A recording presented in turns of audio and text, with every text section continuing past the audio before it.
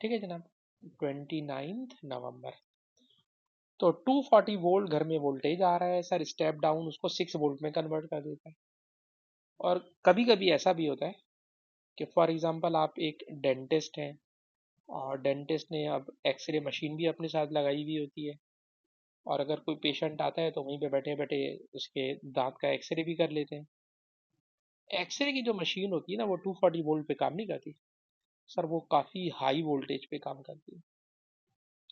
और जब वो हाई वोल्टेज पे काम करती है तो उसमें भी लगा देते हैं ये लोग एक स्टेप अप ट्रांसफार्मर। और वो जो स्टेप अप ट्रांसफार्मर होता है वो वोल्टेज को बहुत हाई कर देता है। तो सर पूरी स्टोरी ये बन गई कि ट्रांसफार्मर एक ऐसा डिवाइस है जो हमारी ज़रूरत के अकॉर्डिंगली वोल्टेज को डाउन भी कर सकता है और वोल्टेज को अप भी कर सकता है, वोल्टेज डाउन भी कर सकता है और वोल्टेज को अप भी कर सकता है। ये तो हो गया इसका इंट्रो। सर ये किस प्रिंसिपल पे काम करता है? तो भाई इसके काम करने का प्रिंसिपल होता है इलेक्ट्रोमैग्नेटिक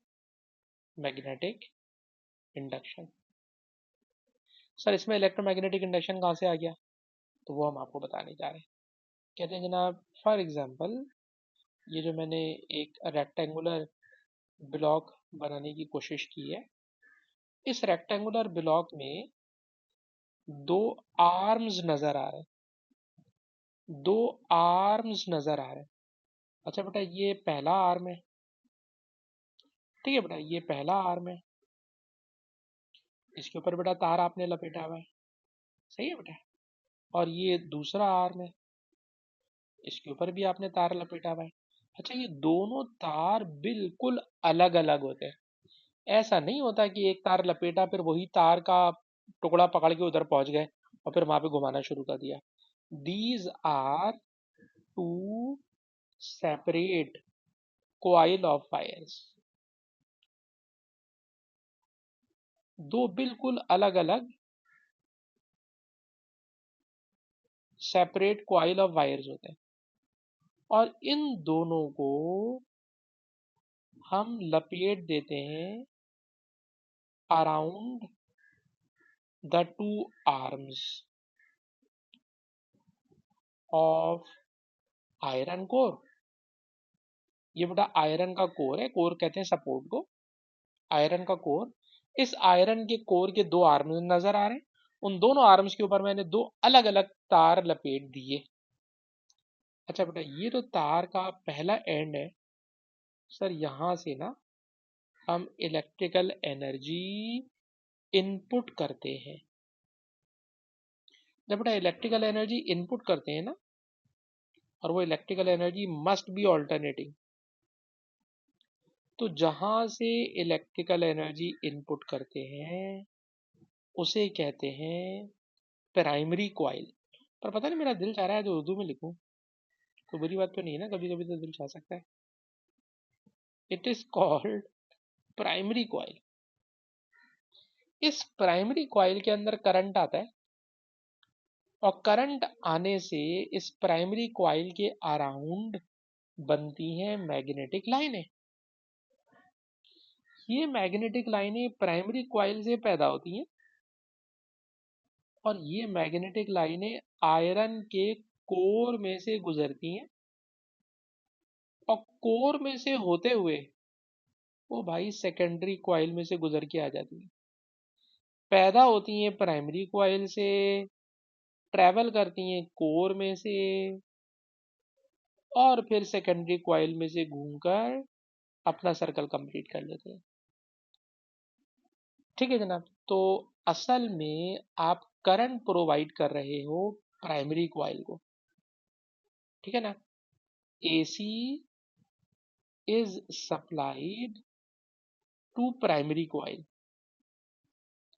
प्राइमरी कॉइल को सर करंट देते हैं, प्राइमरी कॉइल से सर मैग्नेटिक लाइनें पैदा होती हैं, और ये जो मैग्नेटिक लाइनें हैं सर ये सेकेंडरी कॉइल में से गुजर गुजर के आ रही हैं मैग्नेटिक लाइनें।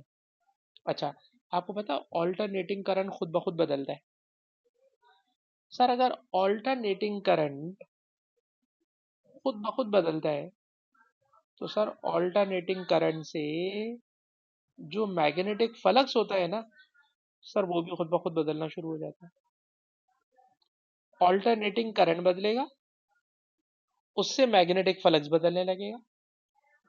मैग्नेटिक फ्लक्स किस में से बदल रहा है सर? मैग्नेटिक फ्लक्स चेंज हो रहा है थ्रू सेकेंडरी कॉइल।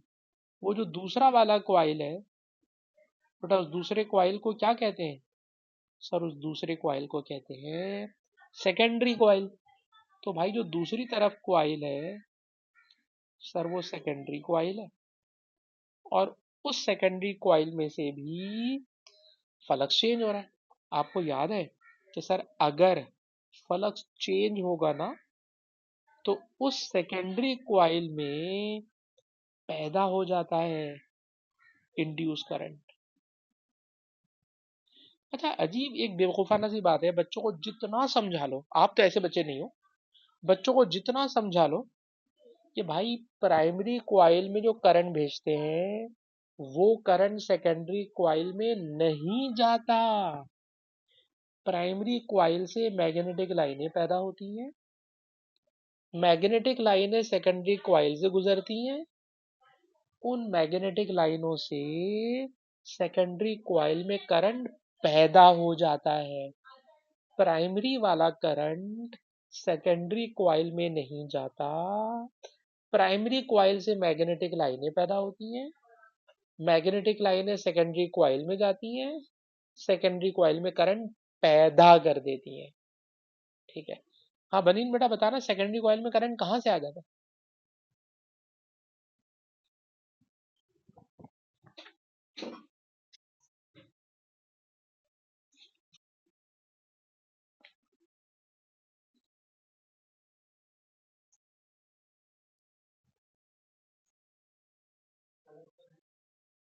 हाँ बिल्कुल सही, मैंने बीच में आपको कहीं टोका नहीं, बिल्कुल आपने सही बोला है। ऐसा तो नहीं है ना कि प्राइमरी वाला करंट उसमें इधर से उधर जा रहा हो, नहीं सर। प्राइमरी का करंट जो होता है ना वो प्राइमरी में घूमता रहता है।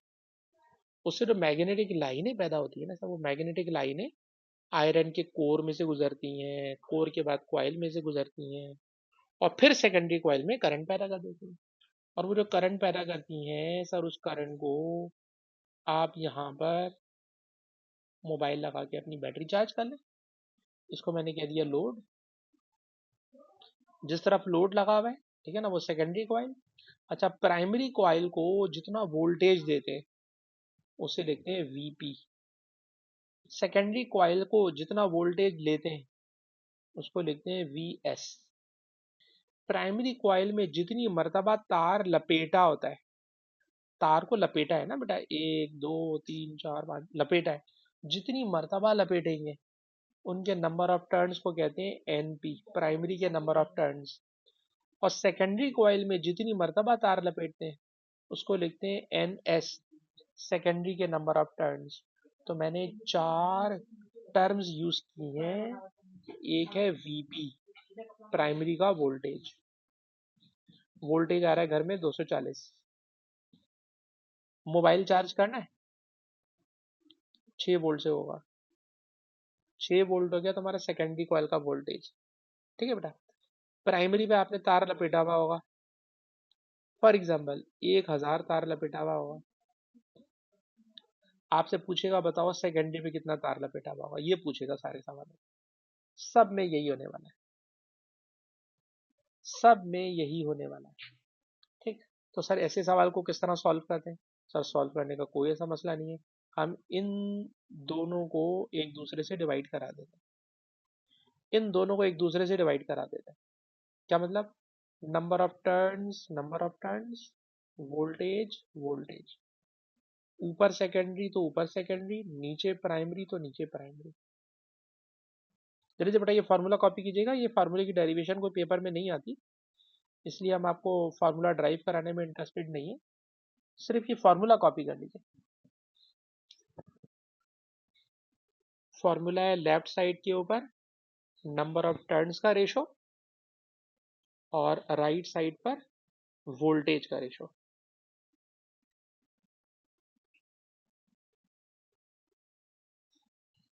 और एक और बात अगर लिख लें, यानी दो फार्मूला से सारे सवाल होंगे, दो फॉर्मूला से सारे सवाल होंगे। एक तो ये वाला फार्मूला है, एक और फार्मूला है, और वो फार्मूला ये है कि जो आइडियल ट्रांसफार्मर होता है, जो बहुत अच्छा ट्रांसफार्मर होता है, उस ट्रांसफार्मर में प्राइमरी की पावर सेकेंडरी की पावर के इक्वल होती है। प्राइमरी की पावर सेकेंडरी की पावर के इक्वल होती है। सर पावर होती है वी आई, पावर होती है वी आई, ये प्राइमरी का वी आई, ये सेकेंडरी का वी आई। बस इन दो फार्मूले से सारे सवाल करा दूंगा। एक फार्मूला नंबर ऑफ टर्न्स वाला, वोल्टेज तो दोनों में, वोल्टेज तो दोनों में। एक फार्मूला वोल्टेज वाला है और एक फार्मूला, सॉरी वोल्टेज दोनों में, एक करंट नंबर ऑफ टर्न्स वाला और एक करंट वाला फार्मूला। जल्दी से बेटा कॉपी करें।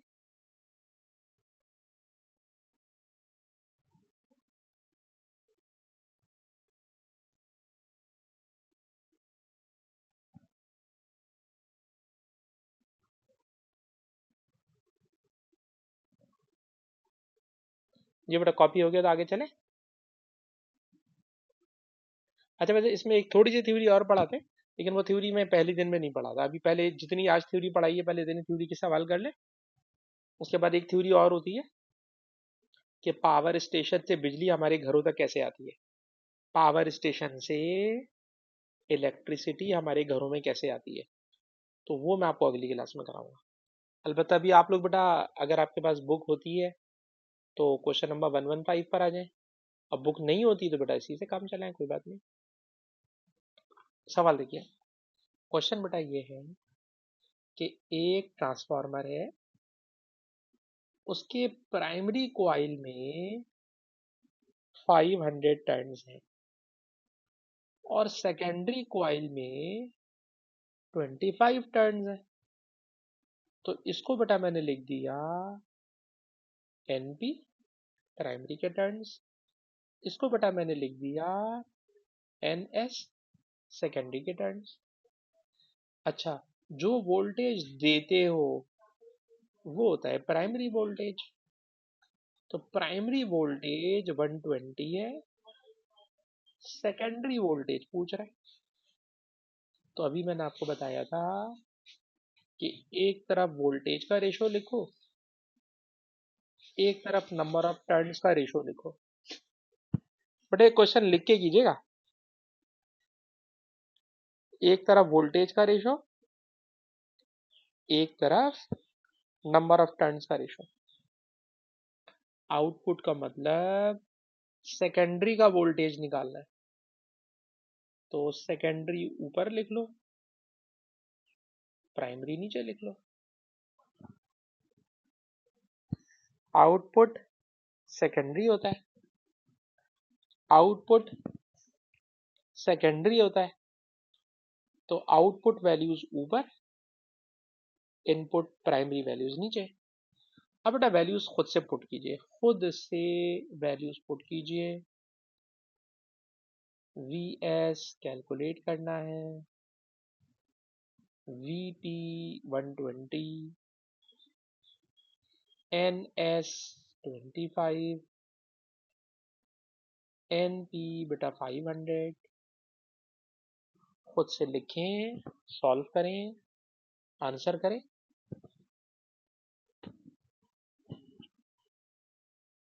सही बात है, बिल्कुल सही आंसर है 6 volt.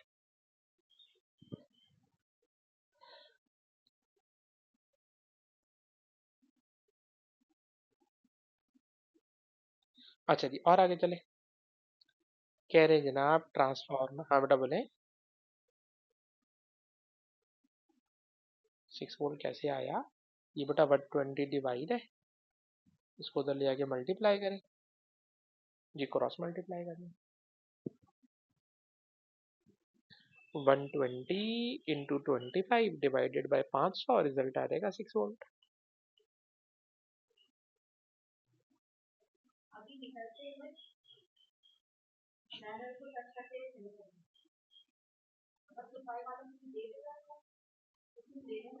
Current 125 milli ampere, primary current. Secondary current निकालना है, तो सेकेंडरी का करंट निकालना है। प्राइमरी का करंट दिया हुआ है। ट्रांसफार्मर 100% एफिशिएंट, मतलब प्राइमरी की पावर इक्वल टू सेकेंडरी की पावर। पावर होती है वी आई, पावर होती है वी आई, ठीक है जनाब। और किसी भी तरफ आप एस लिख लें, किसी भी तरफ पी लिख लें, कुछ नहीं होता।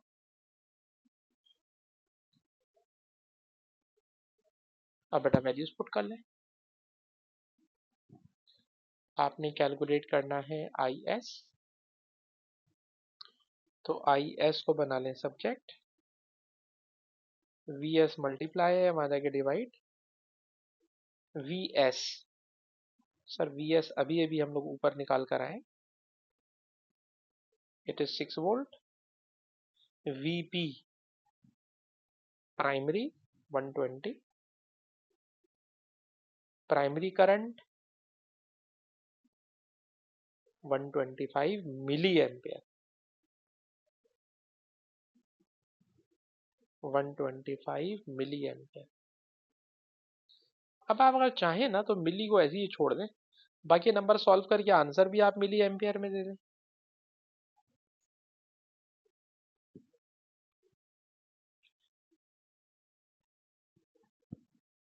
हाँ 2.5 सही है, बस ठीक है।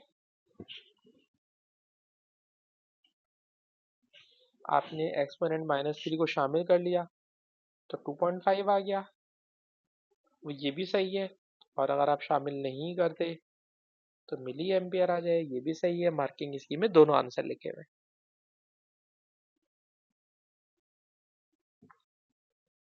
अच्छा जी, उसके बाद बेटा आगे चले। ये क्वेश्चन है, पर ये क्वेश्चन सर ट्रांसफार्मर का नहीं है, और इस जैसे सवाल मैं आपको अभी अभी लास्ट उसमें करा चुका हूँ शीट के ऊपर ना। अच्छा जी, हम ट्रांसफार्मर के सवाल करना चाहते हैं। क्वेश्चन नंबर 116 कह रहे हैं एक्सरे की मशीन है, इसको 110 किलो वोल्ट चाहिए, और कंपनी से 230 आ रहा है। तो प्राइमरी 230 है, मशीन को इतना हाई वोल्टेज चाहिए। ठीक है, मैंने बताया एक्सरे मशीन को 1 लाख वोल्टेज चाहिए, 1,10,000। कह रहे जना 50 टर्न्स हैं प्राइमरी कॉइल में, सेकेंडरी के टर्न्स बताओ। 50 टर्न्स हैं प्राइमरी में, सेकेंडरी के नंबर ऑफ टर्न्स बताएं। तो इसमें भी एक तरफ नंबर ऑफ टर्न्स का रेशो रखें, एक तरफ वोल्टेज का रेशो रखें। ऊपर सेकेंडरी, नीचे प्राइमरी। अब आप वैल्यूज पुट कर लें। सेकेंडरी के नंबर ऑफ टर्न्स कैलकुलेट करना है। प्राइमरी के नंबर ऑफ टर्न्स 50 है। सेकेंडरी का वोल्टेज 110 किलो वोल्ट है। प्राइमरी का वोल्टेज 230 है।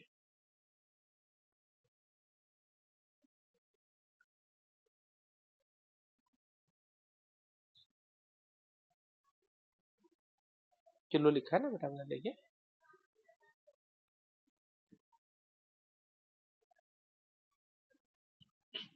टू, पता नहीं, अब ये कोई और बच्चा बताएगा तो समझ में आएगा। कितना आ रहा है 230?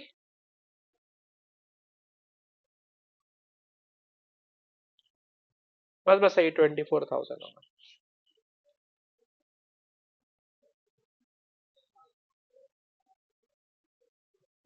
और नंबर ऑफ टर्न्स है तो जाहिर सी बात है इसके अंदर हमें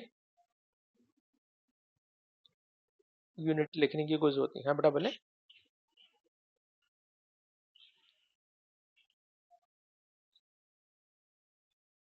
तो वोल्टेज भी तो इतना हाई करना है, कहाँ वोल्टेज आ रहा है 230 और लेके जाना है 1,10,000।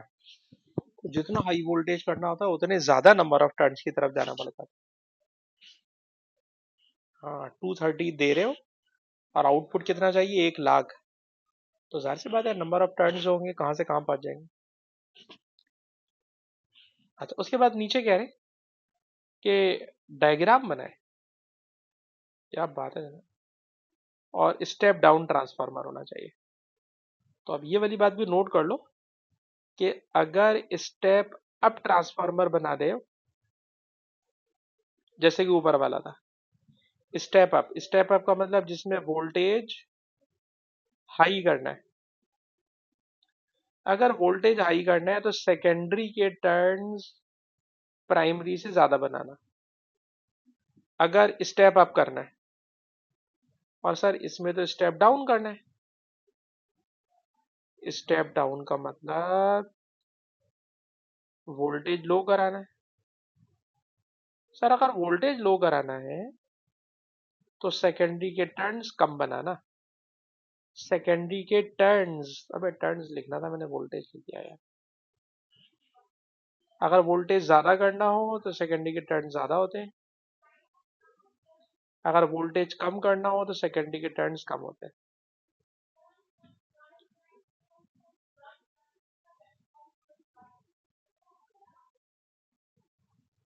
अच्छा जी अब हम इसको ड्रॉ कर लेते हैं। अच्छा ड्रॉ वैसे तो मैं 3D बनाता हूँ, पर एग्जाम में मैं आपको 3D के चक्कर में नहीं उलझा रहा। आप सीधा सीधी बनाओ, बिल्कुल सीधी सीधी से डायग्राम जो बिल्कुल इजी वे हो। एक रेक्टेंगल बनाओ।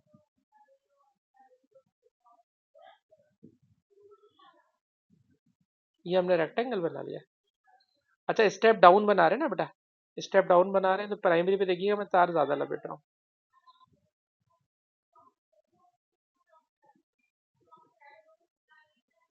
प्राइमरी पे तार ज्यादा लपेटा है और सेकेंडरी पे थोड़ा सा तार लपेटा है बस।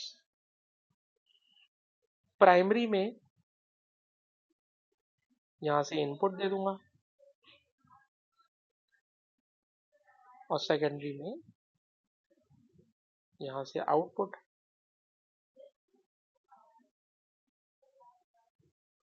उसने कहा लेबलिंग भी कर दें, तो लेबलिंग के अंदर सर ये आयरन का कोर है। सर ये प्राइमरी के नंबर ऑफ टर्न्स ज्यादा है, सेकेंडरी के नंबर ऑफ टर्न्स कम है। सर यहाँ से प्राइमरी का वोल्टेज देंगे, यहाँ से सेकेंडरी का वोल्टेज लेंगे।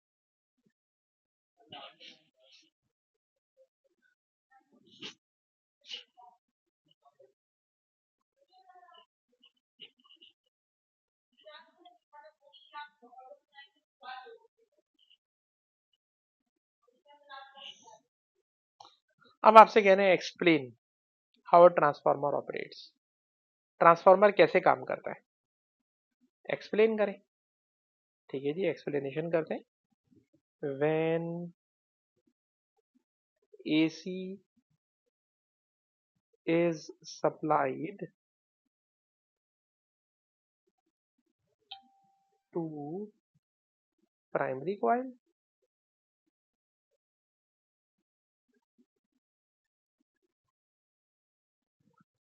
magnetic field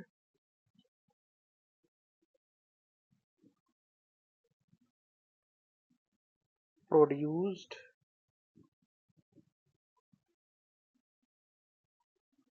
around the coil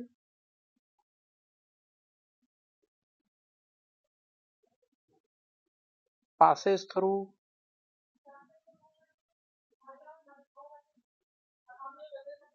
passes through secondary coil by iron core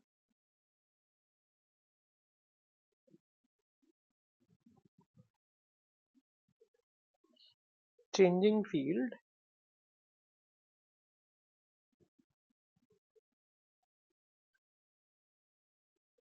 produces induced EMF in secondary coil.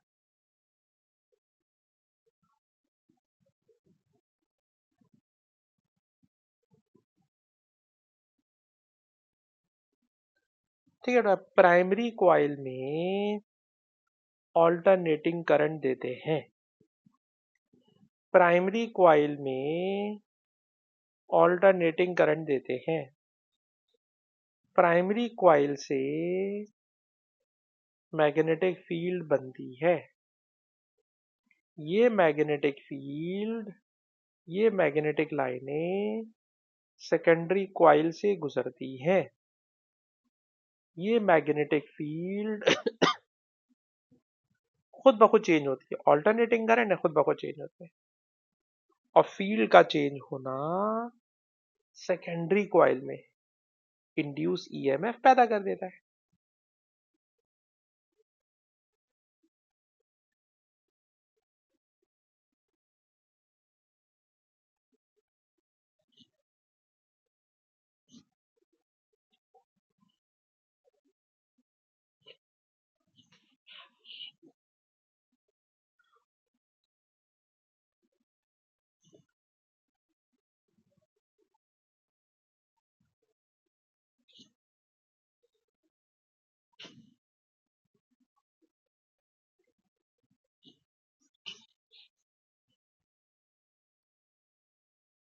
बिल्कुल दोबारा समझा देंगे।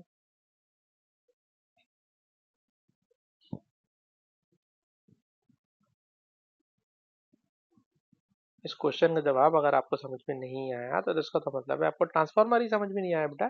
ट्रांसफार्मर तो मैंने बिल्कुल शुरू में समझाया था ना, मैं दोबारा समझा देता। मैंने यूं कहा था कि ट्रांसफार्मर में आयरन का एक रेक्टेंगुलर कोर होता है। कोर का मतलब सपोर्ट होती है। तो सपोर्ट के आपके सामने मैंने दो आर्म्स बनाए। उन दो आर्म्स में से एक आर्म के ऊपर देखिए मैं ये तार लपेट रहा हूँ। ठीक है बेटा, मैंने जानबूझ के बहुत सारा तार लपेट दिया। तार लपेट के इस कॉइल को मैं दूंगा ऑल्टरनेटिंग करंट। जिस कॉइल को ऑल्टरनेटिंग करंट दूंगा उसे बेटा मैं बोलूंगा प्राइमरी कॉइल। तो अभी मैंने जो आंसर लिखवाया बेटा उसके अंदर कहां से शुरू करा?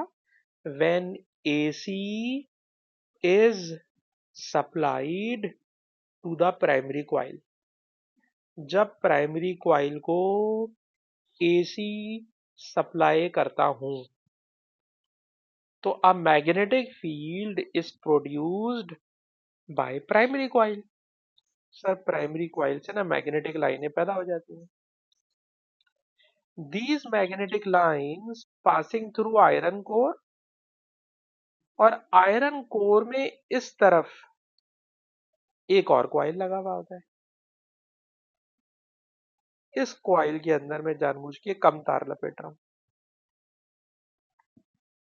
इस कॉइल में से ये मैग्नेटिक लाइनें गुजरती हैं। मैग्नेटिक लाइनें गुजर रही हैं और ये मैग्नेटिक लाइनें प्राइमरी कॉइल पैदा कर रहा है, सेकेंडरी कॉइल में से घूम घूम के आ रही हैं।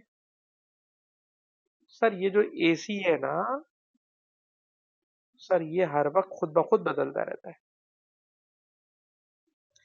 एसी बदलता है तो सर फ्लक्स बदलता रहता है। फ्लक्स बदलता है तो सर इंड्यूस करंट पैदा हो जाता है।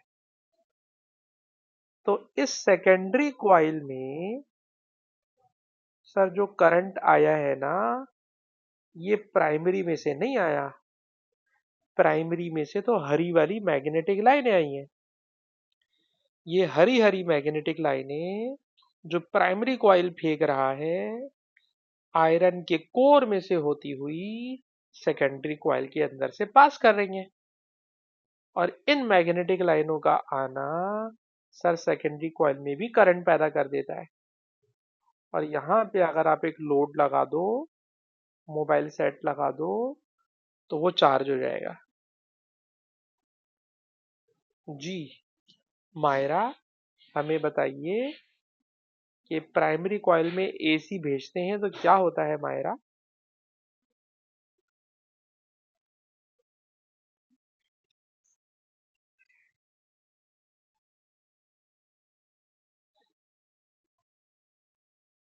हम्म,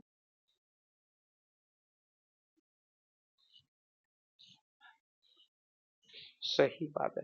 ठीक है बेटा।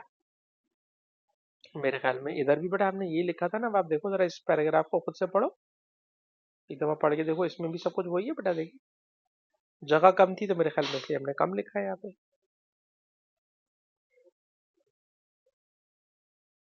आगे चले बेटा। चले। अच्छा, उसके बाद मैंने आपसे कहा था कि ट्रांसफार्मर में एक और थ्योरी होती है जो मैं फर्स्ट डे नहीं पढ़ा था। वो यही है कि पावर स्टेशन से बिजली बनती है तो हमारे घरों पे कैसे आती है, वो मैं नहीं पढ़ा रहा आज। अच्छा, अलबत्ता भी इस पर आ जाए। इसमें क्या हो रहा है? सर कह रहे हैं मेरे पास घर में एक कंप्यूटर है। सर कंप्यूटर में ट्रांसफार्मर लगा हुआ है। मैं इसको इनपुट देता हूँ 240। तो इनपुट होता है प्राइमरी। आपने 240 इनपुट करा तो ये ट्रांसफार्मर के लिए 20 वोल्ट में कन्वर्ट करा देता है। 240 इनपुट करा, 20 वोल्ट में कन्वर्ट हो गया।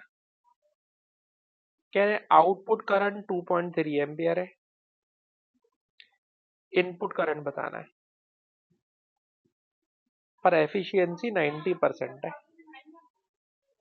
एफिशिएंसी 90% है। ये एक नई चीज आ गई sir.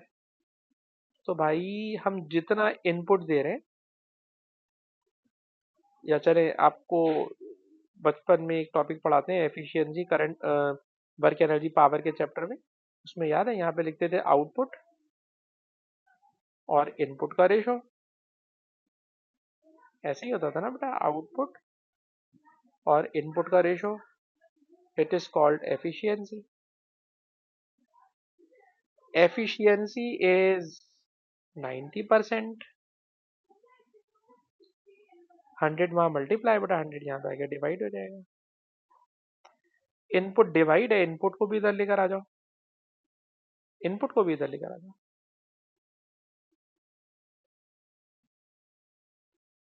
Is equal to output.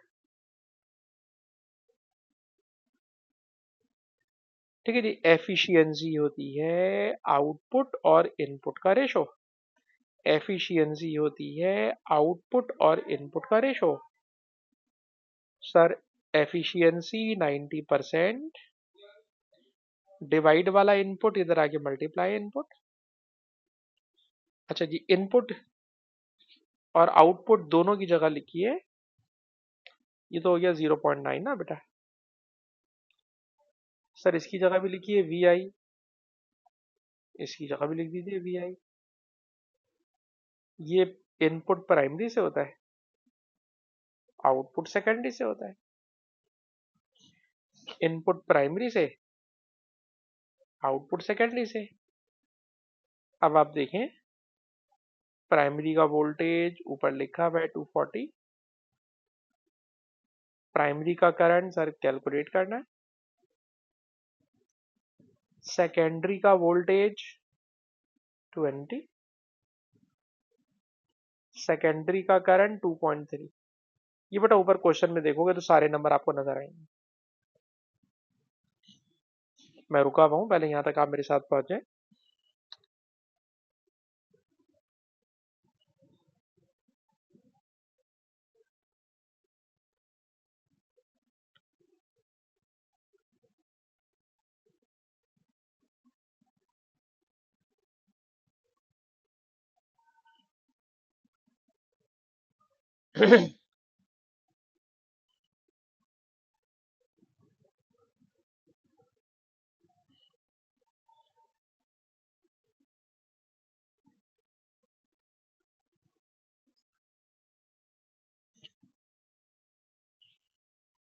देखना पड़ेगा, रुकिए 1 मिनट।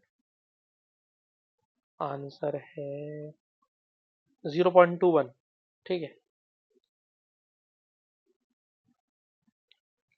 0.21।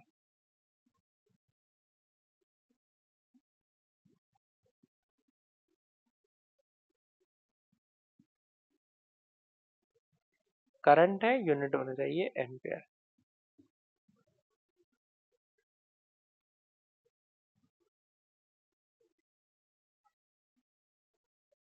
हाँ बेटा बनीन, आपने अभी कॉपी कर लिया हो तो क्या हम आगे चले? ठीक है। अच्छा जी, उसके बाद क्वेश्चन है, एक स्टूडेंट है, वो घर पे ट्रांसफार्मर बनाना चाहता है। उसके पास घर में ऑल्टरनेटिंग करंट मौजूद है, एक सप्लाई मौजूद है 12 वोल्ट की, इंड्यूस वोल्टेज 2 वोल्ट। उसको हमने तार दे दिए दो, दो अलग अलग तार दे दिए। एक तार कम लेंथ का और एक तार ज्यादा लेंथ का होगा। कह रहे हैं इन दोनों तार को आपने लपेटना है। नीचे हम आपको एक मैग्नेट दे रहे हैं, ये रहा मैग्नेट। ठीक है जनाब, तो हमने जो अभी तक जितने बनाए ट्रांसफार्मर, उन सब के अंदर तो सर मैग्नेट ऊपर से भी पूरा होता था। अब इन्होंने पता नहीं ऊपर से पूरा क्यों नहीं बनाया, उनका मसला है भाई। तो जो उन्होंने दिया है उसके अकॉर्डिंगली आपसे कह रहे हैं कि फिगर 7.1 को कंप्लीट करो। ऐसा कंप्लीट करो कि ये ट्रांसफार्मर बन जाए। ठीक है जनाब, show the transformer connected to the supply and output from the transformer. Output from the transformer. ठीक है जनाब, तो आपने क्या करना है, आपके पास दो तार हैं, आप दोनों तार को लपेट दें। मैं लपेट रहा हूँ यहाँ पे। और ख्याल है कि हमने स्टेप अप बनाना है, स्टेप डाउन बनाना है, जरा ये बात मैं नहीं पकड़ पाया। सर हम लोग इसको आउटपुट दे रहे हैं 2 वोल्ट, वोल्टेज कम है। और जो इनपुट दे रहे हैं एसी का, सर वो है 12 वोल्ट। तो 12 वोल्ट इनपुट है और 2 वोल्ट आउटपुट है, वोल्टेज कम कर रहे हैं। सर वोल्टेज कम कर रहे हैं, तो मायरा मुझे बताएंगे। मायरा बेटा बताना, वोल्टेज कम करना है, किधर तार ज्यादा लपेटूं किधर तार कम लपेटूं?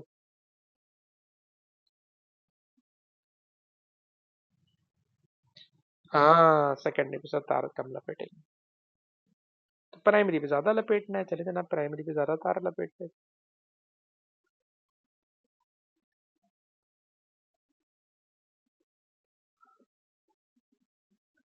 प्राइमरी पे मैंने काफी दिल खोल के तार लपेट दिया है, और सेकेंडरी के ऊपर तार मैंने कम लपेटा है।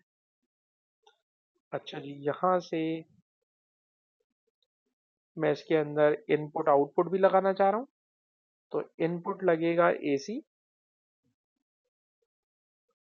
इनपुट लगेगा एसी, और एसी का इनपुट होगा 2 वोल्ट का।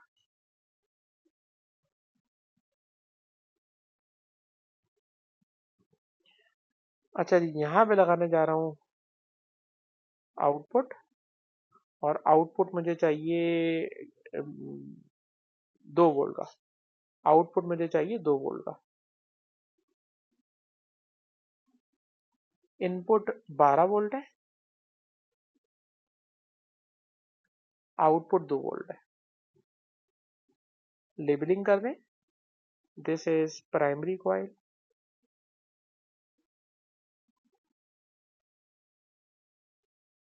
And this is secondary coil.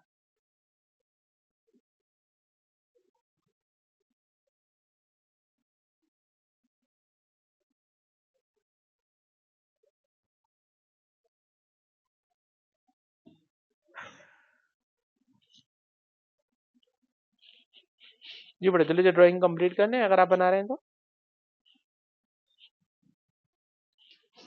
सवाल, सर ये तार को आयरन पे लपेटते क्यों है? आयरन पे क्यों लपेटते हैं? किसी और चीज पे लपेट ले। जवाब, सर आयरन में से मैग्नेटिक लाइंस ज्यादा आसानी से पास करती हैं। आयरन में से मैग्नेटिक लाइंस आसानी से पास करती हैं। आयरन से मैग्नेटिक फील्ड स्ट्रोंगर हो जाती है। आयरन से मैग्नेटिक फील्ड स्ट्रोंगर हो जाती है। तो मैंने लिखा iron makes stronger magnetic field and magnetic field lines pass more easily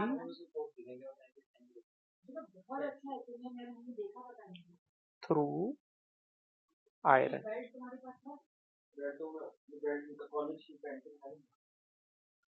iron में से मैग्नेटिक लाइनें ज्यादा आसानी से पास करती हैं। आयरन में से मैग्नेटिक लाइनें ज्यादा आसानी से पास करती हैं। आयरन से मैग्नेटिक फील्ड स्ट्रांग हो जाती है। आयरन में से मैग्नेटिक लाइनें ज्यादा आसानी से पास करती हैं। अच्छा जी, उसके बाद कह रहे हैं ट्रांसफार्मर 100% एफिशिएंट है। हमेशा 100% ही आता है, पिछले साल में पता नहीं क्यों उसने 90% कर दिया। सर जब कभी 100% होगा तो input power equal to output power. Input V I, output V I, ये प्राइमरी कॉइल का, ये सेकेंडरी कॉइल का। अब सर इसमें क्या क्या दे रहे हैं, तो सर ऊपर इन्होंने दिया था प्राइमरी का वोल्टेज 12 वोल्ट था और सेकेंडरी का वोल्टेज 2 वोल्ट था। ये तो वोल्टेज हो गया। इनपुट करंट मालूम करना है, इनपुट करंट मालूम करना है और आउटपुट करंट जो कि लैंप में आ रहा है, लैंप में आ रहा है, ठीक है ना। तो लैंप का करंट है 100 मिली एम्पियर, 100 मिली एम्पियर। तो इसको बेटा सॉल्व करके बताइए।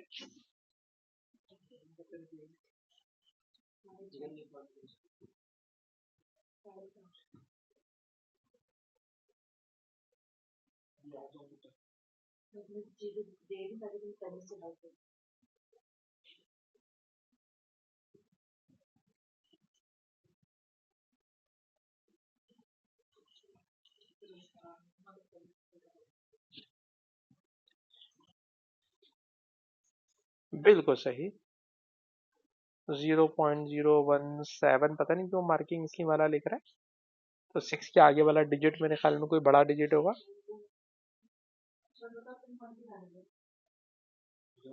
ठीक है बेटा, जो आ, हाँ चले ठीक है, चले ठीक है। ठीक है जी, another transformer is used in a school laboratory to step down a main supply with a PD of 110 volt to 12 volt पे लेकर आना है। ट्रांसफार्मर को माउंट कर दिया मेटल के केस पर। बताइए सेफ्टी के लिए क्या करें। तो आपको हमने सेफ्टी का टॉपिक पढ़ाया हुआ है। अगर कोई भी ऑब्जेक्ट मेटल केस में हो तो सुहाइमा हमें याद दिलाएंगी। बेटा बताइए सुहाइमा, डेली लाइफ में कोई भी इलेक्ट्रिकल डिवाइस जो आउटर केसिंग उसकी मेटल की हो, उसे हम किस तरह से सेफ्टी देते हैं।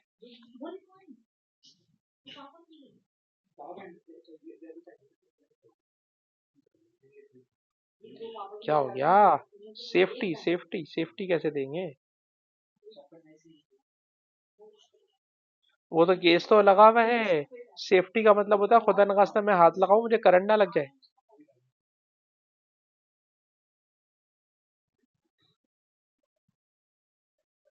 भाई घर में फ्रिज है, फ्रिज की आउटर बॉडी बॉडी मेटल की है, खुदा नाश्ता तार किसी जगह से टच कर रहा है, कोई भी बंदा हाथ लगाएगा वो तो मर जाएगा। तो उसको प्रोटेक्ट करने के लिए क्या करते हैं? नहीं याद आ रहा बेटा? मेटल केस में कोई भी ऑब्जेक्ट हो, तो मेटल केस को हम जमीन के साथ अर्थ कर देते हैं। ठीक है जनाब, अर्थ कर देते हैं। और जब अर्थ कर देंगे तो जाहिर सी बात है कि उससे आपको प्रोटेक्शन मिल जाएगी। थोड़ी लंबी भी कर देते हैं क्योंकि आपको याद नहीं आ रहा, उसने बोला भी है वैसे एक्सप्लेन। पहले तो इसका आंसर है मेटल केस इज अर्थ। ठीक है, अब मैं इसकी आगे वाली बात कह रहा हूँ कि if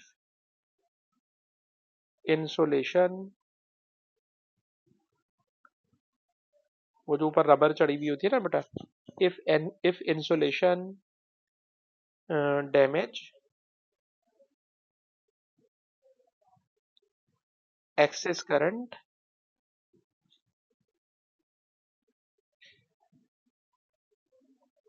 is grounded and fuse blows. जो बेटा उसमें फ्यूज लगा होता है, फ्यूज उड़ जाएगा। तो फ्यूज भी लगाइएगा, अर्थ भी लगाइएगा। तो फ्यूज और अर्थ ये दो चीजें ऐसी हैं जो हमारी डेली लाइफ में हमें बिजली के झटके से बचाती हैं। अगर घर में अर्थिंग नहीं है, अगर घर में फ्यूज नहीं है, तो बिजली हमारे लिए खतरनाक है। लेकिन अगर फ्यूज लगे हुए हैं, सर्किट ब्रेकर लगे हुए हैं, अर्थिंग हुई हुई है, तो सब कुछ सेफ है। तो metal case is earth and fuse must be installed. ठीक है जी। चलो बेटा, आज की रिकॉर्डिंग को हम यहाँ बंद करें।